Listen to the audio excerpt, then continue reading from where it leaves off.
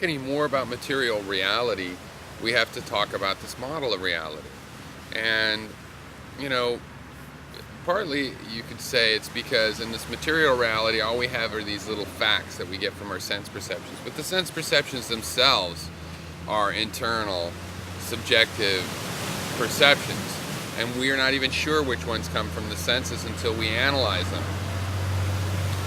So, the reason this is because basically this concept of material reality is just sort of a hand-waving term. Everything out there, that's material reality. It's all of the things that we know plus everything we don't know. As I said before, even the part we know, that's the model in our head, right? The model in our head is the part supposedly we know of reality, of material reality, yet it's in our head and we know because of functional equivalence it might not be accurate. So basically, material reality is a concept, almost a word for the unknown. You know, the unknown from a perspective of being able to know certain aspects of it, but still, as an entity, the material reality, it's what's being investigated. It's the thing we don't know well enough. And in conversation, you can see this is how it's used. If somebody says, hey, you know, John stole the last of the bologna, he's a bad roommate, you know, if somebody says, wait, what really happened?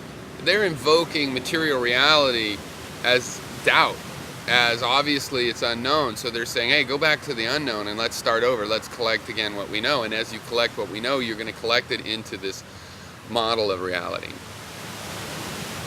Now, the model of reality is more rich. We can make better statements about it because we're really making a different kind of statement. And sort of, the issue is sort of like this. If I say, you know, an orange is a physical object and it exists in the external world separate from me, and I see one of them, that's not as strong epistemological a claim as just I see one. You know, I see a pattern I call an orange.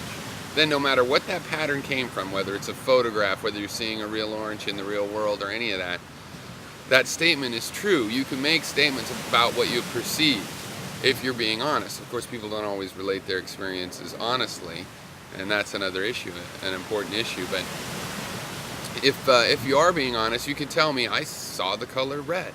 You can say that a lot more easily than you can say, you know, that a particular object exists as you conceive of it in the real world. Now, my model of reality, everything is relative. Everything is relative. When I put it into my model of reality, I make sure that there's some relative understanding of it because it appears to me that everything is relative. And it's also skeptical. And as a skeptical thing, it makes it easier for me to separate these terms out and know which kind of reality I'm talking about.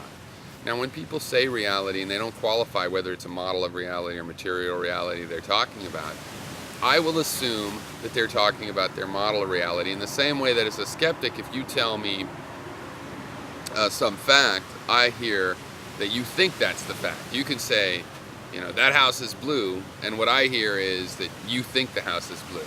You didn't say, well, I think. You're trying to report a fact, but I know that it's what you think. So in the same sense, I notice when people are using the word reality, they're talking about the model, the part they think they know, and that's the part that's in their head. They're relating something that's in their mind. But as a skeptic, we can separate these out, and a very useful thing to realize is that you don't just have one model of reality, you have multiple models of reality in really different dimensions. I mean, one dimension of the multiple models is I have a stack of models, all of which I consider valid to certain degrees or in certain scales. And for example, in the physical world, you know, I think quantum mechanics is valid, but I don't use quantum mechanics day to day, like to plot my, you know, my route to the grocery store. You know, I use a much more ordinary physics. And then, you know, even less real, but still something I use, there's all sorts of emotional logic and things that I use in my real life. And this is like a stack of models of reality.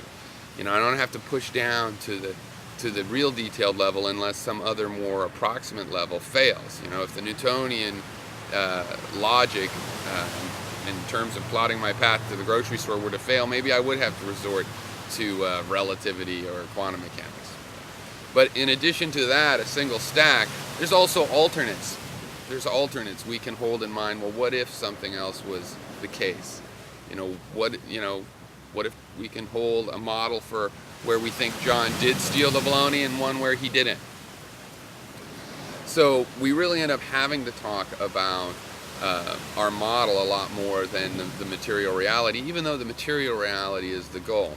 But these become separate issues. We relate what we think is the case, and then when challenged, then we fall back on a concept of material reality, and we explain the sense perceptions we got that justify us having the model we have.